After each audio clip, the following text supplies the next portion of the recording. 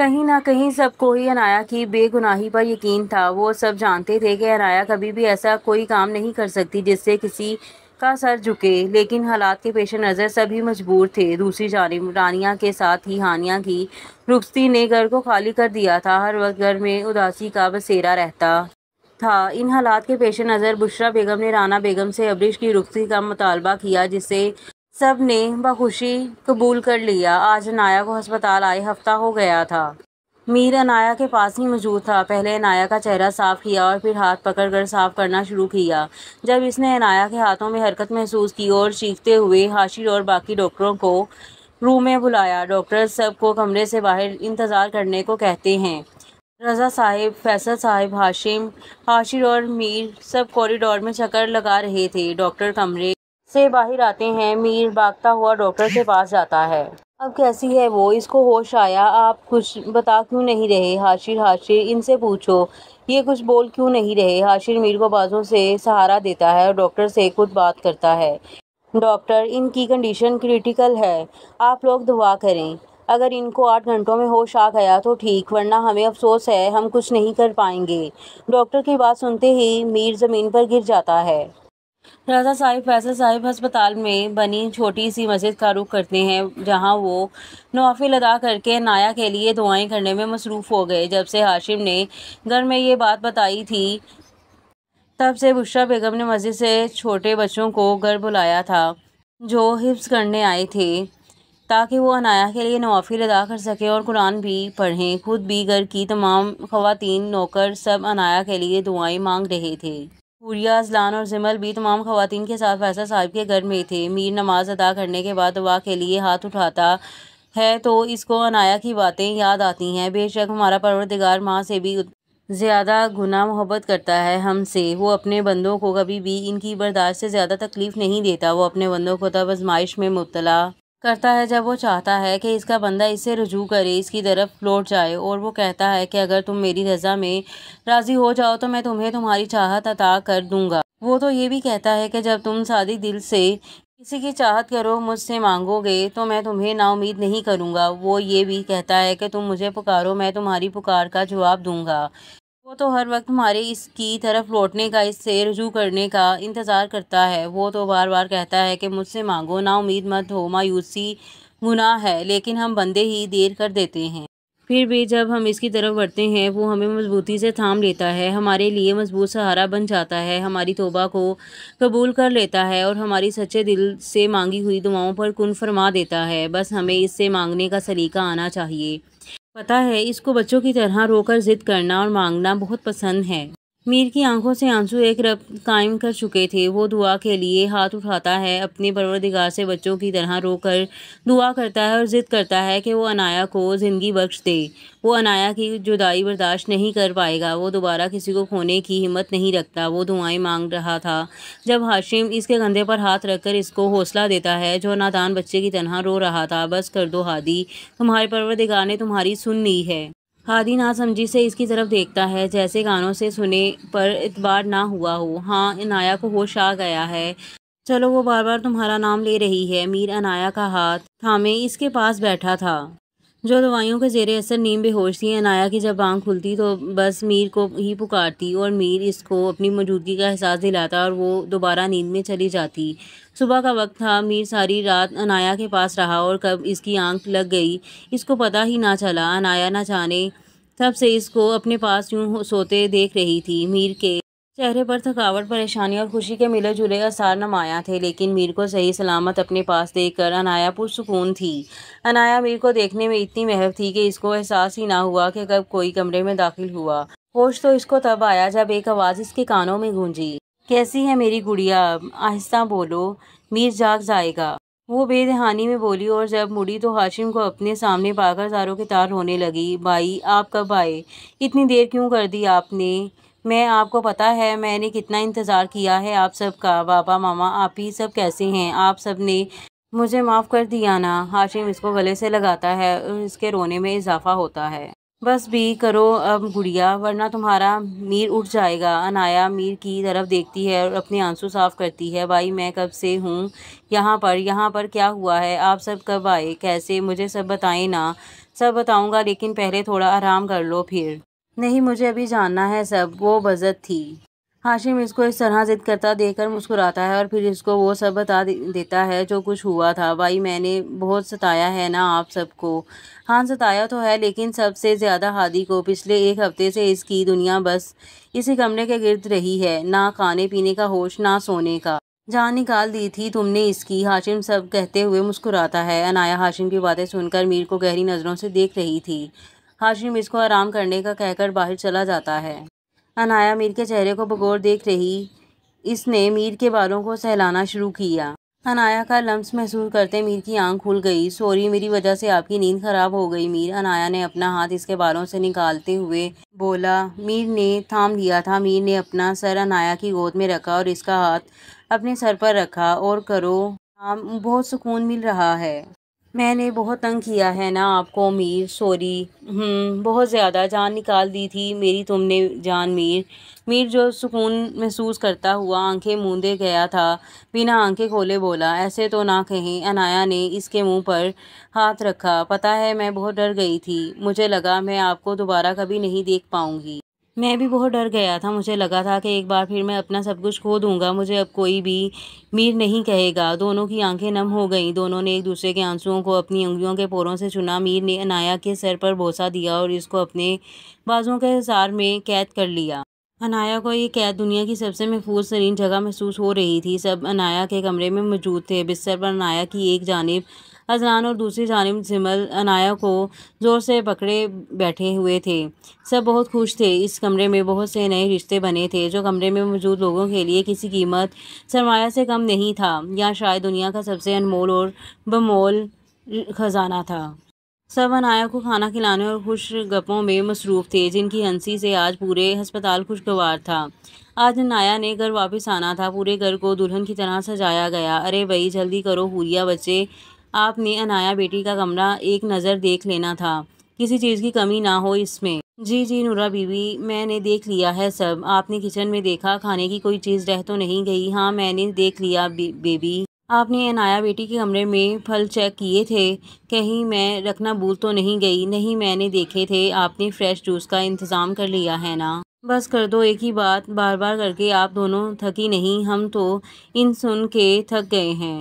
عاشق جو کب سے دونوں کو دیکھ رہا تھا آخر کار بول پڑا۔ ہم بھی، جس کی حمایت اذلان اور جمل نے کی تھی۔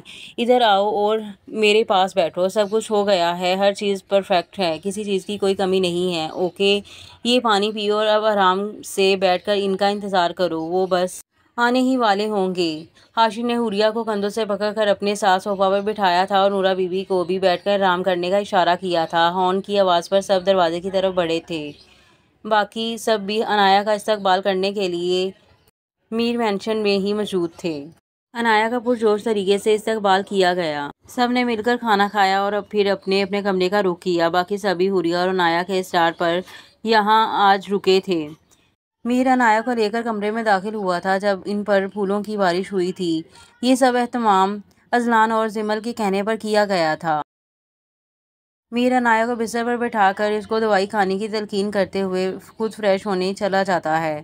میر جب کمرے میں واپس آتا ہے تو عنایا نے دوائی نہیں کھائی ہوئی ہوتی۔ یہ کیا جان میر، دوائی نہیں کھائی ابھی تک؟ آپ بھول گئے پھر سے؟ ہسپتال میں بھی بار بار آپ کو یاد کرانا پڑتا تھا۔ عنایا ناراضگی کا اظہار کرتی ہے، جس پر میر مسکراتے ہوئے کمرے میں موجود منی فریج کو کھولتا ہے اور عنایا کے پاس آ کر بیٹھ جاتا ہے۔ ہائے میری جان، بھولا نہیں ہوں، بس تمہیں دینا بھول گیا تھا۔ چلو اب میڈیسن کھاؤ۔ مجھے نہیں کھانی۔ اچھا پر کیوں؟ مجھے آپ کے ہاتھ سے کھانی ہے۔ معصومیت سے اپنی خواہش کا اظہار کیا گیا تھا۔ میر مسکراتے ہوئے عنایا کو ایک نظر دیکھتا ہے اور پھر اس کو دوائی کھلاتا ہے۔ اب دیں۔ عنایا نے میر کے آگے ہاتھ کیا تھا۔ میر اس کے ہاتھ میں چاکلیٹ رکھتا ہے۔ ارے یہ کیا میرا حصہ؟ عنایا کو اکیلے ہی چاکلیٹ کھاتے دیکھ کر میر نے اسے ٹوکا تھا۔ میں کیوں دوں، اپنی کھائیں، عنایا نے شرارت سے کہتے ہوئے چاکلیٹ کو پیچھے کیا۔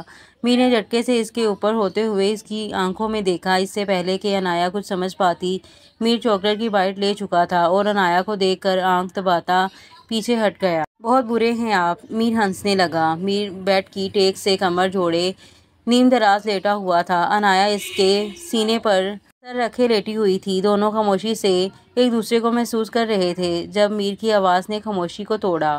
جان میر، ایک بات پوچھنی تھی تم سے، لیکن پہلے ایک وعدہ کرو کہ تم میری بات کی وجہ سے اپنی طبیعت کو اثر انداز نہیں ہونے دو گی۔ بولو وعدہ۔ عنایا، جو میر بات کو غور سے سن رہی تھی، اس کے ہاتھ بڑھانے پر اس کا ہاتھ تھام گئی۔ کہیں نہ کہیں عنایا جانتی تھی میر کیا بات کرنا چاہتا ہے اور جھجک کیوں رہا ہے۔ اس دن جو تم نے مجھے میسج کیا تھا، کیا میں اس کی وجہ جان سکتا ہوں؟ بہت سے سوال ہیں میرے ذہن میں، تم مجھے سب سچ سچ بتاؤ گی؟ ماضی۔ اس دن جس میسج نے میر کو واپس آنے سے روکا اور اس کو اس کا ارادہ بدلنے پر مجبور کر دیا تھا، وہ میسج عنایا کا تھا، لیکن عنایا کے الفاظ نے میر کو بہت الجھا دیا تھا۔ پر جو عنایا نے اسے مانگا تھا وہ انکار بھی نہیں کر سکتا تھا۔ میر، میں جانتی ہوں آپ کہاں ہیں اور کس مقصد کے لیے گئے ہیں۔ ابھی یہ مت پوچھنا کہ کیسے پتہ چلا مجھے، بس کچھ باتیں ہیں جو میں آپ کو بتانا چاہتی ہوں۔ اس دن جب بچوں کے ساتھ ان لوگوں نے مجھے بھی کڈنیپ کیا تھا، اس کی وجہ آپ یا بچے نہیں تھے بلکہ میں خود تھی۔ یوں سمجھیں کہ انہوں نے ایک تیر سے دو نشانے لگائے تھے۔ ابھی میں زیادہ بات نہیں کر سکتی، لیکن بس اتنا یاد رکھنا، جب تک ان لوگوں کو ان کے انجام تک نہیں پہنچا دیتے واپس مت آنا میر۔ وہ لوگ تمہیں روکنے کے لیے جو مرضی کریں، لیکن تم یاد رکھنا میر، ظلم جب حد سے بڑھ جاتا ہے تو صرف مٹنے کے لیے۔ اب ان ظالموں کے ظلم کی رسی کو جلانے کا وقت آ گیا ہے میر، ان میں سے کسی کو بھی زندہ مت چھوڑنا۔ وعدہ کرو مجھ سے میر، کچھ بھی ہو جائے لیکن تم کامیاب ہو کر ہی لوٹو گے، وعدہ کرو مجھ سے میر۔ میر عنایا کو میسج سناتا ہے۔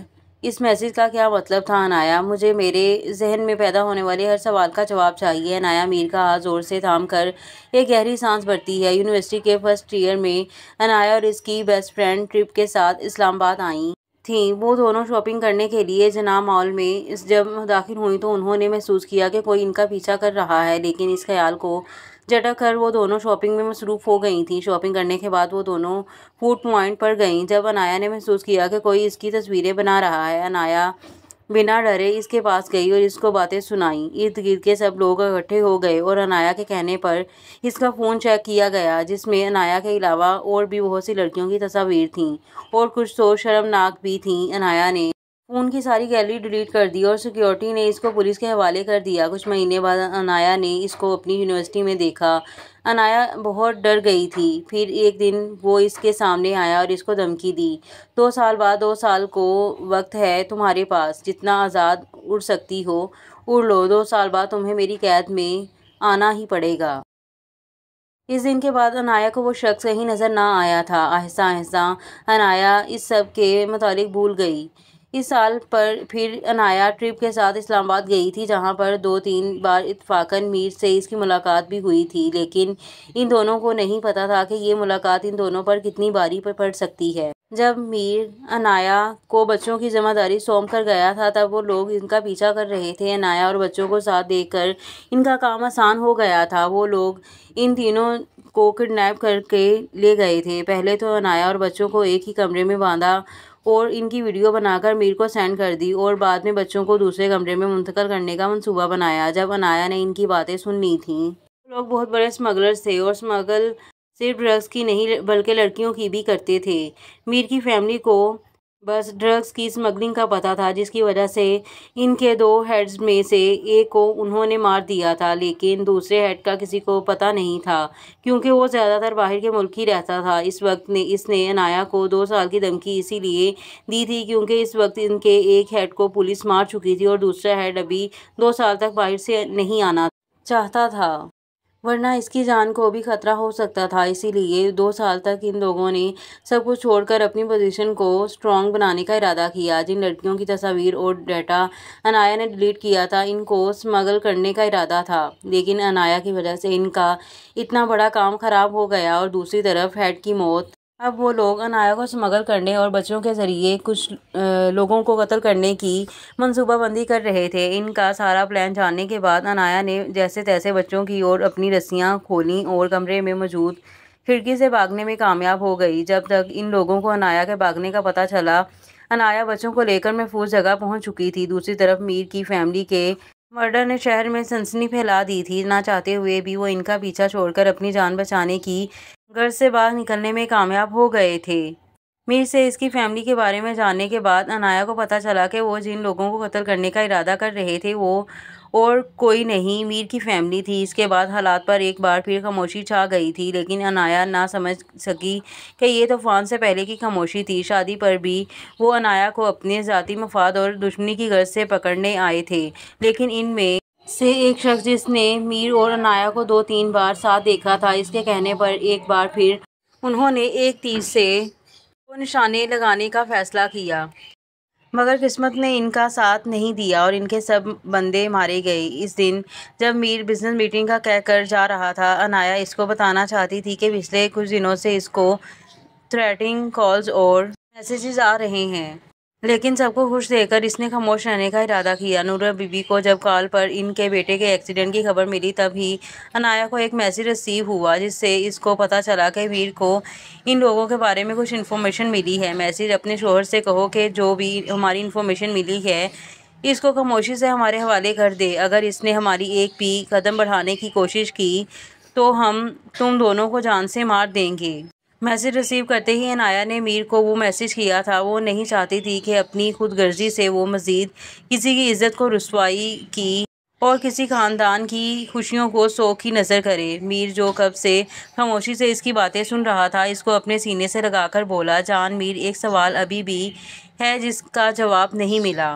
عنایا اس کی بات پر چونکہ وہ یہ سمجھ رہی تھی کہ میر اس کو حوالہ دے گا کہ اس نے یہ سب کچھ اکیلے فیس کیا تھا، مگر وہ تو ابھی بھی اپنی ہی باتوں میں الجھا ہوا تھا۔ عنایا اس کو پیچھے کرتی ہوئی بولی، حد ہے میر، بجائے اس کے کہ میں نے اتنا سب کچھ اکیلے برداشت کیا، آپ خود میں ہی الجھے ہوئے ہیں۔ جائیں، مجھے نہیں بات کرنی آپ سے۔ میر اس کو دوبارہ سینے سے لگاتا ہے، میں جانتا ہوں میری جان ہے، بہادر ہے، اس لیے میں نے ایسا کچھ نہیں کہا۔ عنایا کو بہلاتا دیکھ کر اس نے پھر سوال کیا، لیکن میرا سوال جانتی ہوں آپ کو کیا پوچھنا ہے۔ جب بچے اور میں ان کی قید سے آزاد ہوئے تھے تو بچوں کو آپ کے حوالے کرنے کے بعد میں پولیس اسٹیشن گئی تھی۔ وہاں پر ایک انکل مجھے خاموشی سے پولیس اسٹیشن سے باہر لے گئے تھے۔ بعد میں پتہ چلا کہ وہ اسپیشل فورسز کے ہیڈ تھے۔ انہوں نے مجھ سے پوری بات جاننے کے بعد مجھے بتایا کہ جن کی ڈیتھ ہوئی ہے ان کی فیملی سے ایک شخص ہے جس کو وہ یہ کیا ہینڈ اوور کرنا چاہتے ہیں اور جلد ہی ان کو منا بھی لیں گے، اور پھر موقع ملتے ہی ان سب کو ان کے انجام تک پہنچا دیا جائے گا۔ اس دن سے میں ان انکل کے ساتھ کانٹیکٹ میں تھی۔ جب بھی مجھے کوئی بھی تھریٹنگ کال یا میسیج آتا تو ان کو بتا دیتی، لیکن جب میں آپ کے ساتھ یہاں آئی تو مجھے ان کا میسیج آیا کہ اب مجھے ڈرنے کی کوئی ضرورت نہیں، اب میری جان کو کوئی خطرہ نہیں۔ پھر آپ سے آپ کی فیملی کے بارے میں جاننے کے بعد مجھے شک ہوا، لیکن آپ سے اس بارے میں کچھ بھی بات کرنا مجھے مناسب نہیں لگا، تو میں خاموش رہی۔ کچھ دنوں بعد مجھے اسٹڈی کی صفائی کرتے ہوئے ایک ڈائری اور کچھ پیپرز ملے تھے جن سے پتہ چلا کہ میرا شک صحیح تھا، وہ سیکرٹ ایجنٹ اور کوئی نہیں آپ ہی ہیں۔ تو مطلب یہ کہ انکل خالی جو انفارمیشن مجھے یہ کہہ کر دیتے تھے کہ کسی ان نون سورس سے ملی ہیں، یہاں وہ دیتی تھی ان کو۔ میر کچھ سوچتے ہوئے بولا، جی نائس، آپ کی دی گئی انفارمیشن سچ میں بہت یوزفل ہوتی تھیں۔ ظاہر ہے یوزفل تو ہونی ہی تھیں، پورے 2 سال سیکرٹ ایجنٹ جو رہی ہوں میں۔ میر نے ناسمجھی سے دیکھا۔ بچوں کے ساتھ میرا کڈنیپ ہونا میری جاب کا پارٹ تھا، وہ آنکھ دباتے ہوئے بولی۔ مطلب انکل خالد سے میری ملاقات یونیورسٹی ٹرپ کے ساتھ جب میں پہلی بار آئی تھی تب ہوئی تھی۔ ہمارے پروفیسر کی ریکویسٹ پر انہوں نے ہمیں سیلف کانفیڈنس سکھایا اور ساتھ ہی میں ہم سب کو کچھ مشنز دیے جو میں نے سب سے پہلے کمپلیٹ کیا تھا۔ میری پوٹینشل اور شارپنیس ان کو پسند آئی تو انہوں نے مجھے جاب آفر کی، لیکن میں نے منع کر دیا۔ دوبارہ پھر ملاقات اس دن مال میں ہوئی تھی جب میں تیسری بار آپ سے ملی تھی۔ انہوں نے مجھے اس شخص کے حوالے سے پہلے بھی دیکھا تھا جب اس شخص کو میں نے اریسٹ کرایا تھا اور مجھے سیکرٹ ایجنٹ بننے کی آفر کی تھی، لیکن میں نے پھر منع کر دیا تھا۔ پھر اس دن مال میں جب انہوں نے مجھے بتایا کہ اس بار ان کا نشانہ معصوم بچے ہیں تو میں مان گئی تھی۔ اس کے بعد میں ان کے ساتھ اس کیس میں شامل رہی، لیکن پھر شادی والے دن انہوں نے مجھے میسیج کیا اور کہا کہ جب تک وہ مجھے نہیں کہتے میں خود کو ان سب سے باہر رکھوں، لیکن قسمت جو تو کچھ اور ہی منظور تھا۔ میں اس کیس کے ساتھ ساتھ آپ میں بھی پھنس گئی تھی۔ عنایا نے مسکراتے ہوئے شرارت سے آنکھ دباتے ہوئے میر کی طرف دیکھ کر کہا، بہت سمارٹ ہو تم۔ تو میر بھی ہنستے ہوئے بولا۔ ایک آخری سوال، میر نے کچھ سوچتے ہوئے کہا، اگر تم یہ سب جانتی تھی تو مجھے کیوں نہیں بتایا؟ مجھے لگا تھا کہ یہ سب جاننے کے بعد کہیں نہ کہیں کمزور پڑ جائیں گے، اور میں نہیں چاہتی تھی کہ منزل کے اتنا قریب آ کر آپ کمزور پڑ جائیں۔ کافی سمجھدار ہے میری جان تو۔ کوئی شک؟ انایا نے شرارت بھرے لہجے میں کہا۔ آج کچھ زیادہ شرارتیں سوچ رہی ہیں جان میر، کیوں نہ ان کا علاج کیا جائے؟ انایا نے ناسمجھی سے اس کو دیکھا۔ میر نے لائٹس آف کیں، انایا کے سر کا بوسہ لیا اور اس کے کان میں سرگوشی کی۔ اس سے پہلے کہ میں بہک جاؤں، بہتر ہے تم سو جاؤ، اب بہت رات ہو گئی ہے۔ میر کی کہتے ہی انایا نے خود کو اس کے سینے میں چھپا لیا۔ جلد ہی نیند کی دیوی دونوں پر مہربان ہو گئی۔ سب ڈائننگ ٹیبل پر بیٹھے ناشتہ کر رہے تھے۔